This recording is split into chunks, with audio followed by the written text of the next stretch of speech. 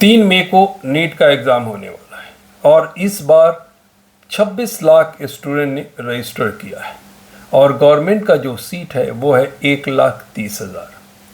तो अगर 26 लाख को आप 1,30,000 से डिवाइड करते हैं तो तकरीबन 20 स्टूडेंट एक सीट के लिए कंपटीशन दे रहे हैं, लेकिन हकीकत में ऐसा नहीं है। ये 26 लाख में से तकरीबन 5 से 6 लाख स्टूडेंट ऐसे हैं जो काफ़ी सीरियस होते हैं। तो अगर 6 लाख स्टूडेंट को आप लेके चलते हैं जो सीरियस स्टूडेंट हैं, उसको 1,30,000 से आप डिवाइड करते हैं तो आपको पता चलता है 4 या 5 ही स्टूडेंट हैं जो एक सीट के लिए कंपटीशन दे रहे हैं। तो जो इतना बड़ा आंकड़ा 26 लाख का है वो घट के 5 से 6 लाख हो जाता है। तो इसलिए टेंशन लेने की स्टूडेंट को ज़रूरत नहीं है कि 26 लाख लोग दे रहे हैं। आपका कंपटीशन सिर्फ 5 लाख से 6 लाख स्टूडेंट के बीच में है। जो नीट का एग्ज़ाम देते हैं उसमें 2 टाइप के स्टूडेंट होते हैं। एक का टारगेट सीधा होता है कि उनको सिर्फ और सिर्फ इंडिया में एडमिशन लेना है। जो बच्चे इंडिया में एडमिशन के लिए टारगेट कर रहे हैं उनका टारगेट होना चाहिए 600 प्लस।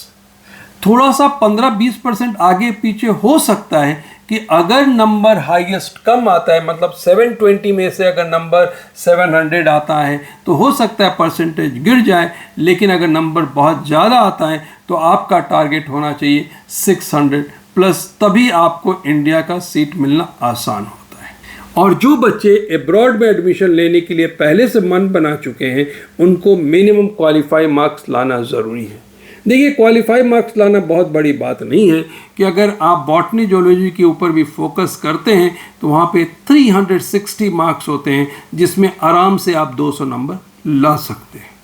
एग्ज़ाम के एक दिन पहले और एग्ज़ाम के दिन कुछ बातों का ख्याल रखना बहुत ही ज़रूरी है। लास्ट मोमेंट में इस टाइप के कंपटीशन की पढ़ाई करने से उतना ज़्यादा फ़ायदा नहीं होता, ऐसा देखा गया है। इसलिए आप जल्दी सो जाएं, नेक्स्ट डे मॉर्निंग एग्ज़ाम के दिन फ्रेश मूड में उठे तो ये ज़्यादा बेहतर होता है। दूसरी बात, किसी भी टाइप के आर्गुमेंट से बच के रहें, क्योंकि आप टेंशन में होते हैं। छोटी छोटी बात भी, अगर कोई आपको अच्छी बात भी बोलता है आप टेंशन में आ जाते हैं। तो आर्गुमेंट से बचना बहुत ज़रूरी है।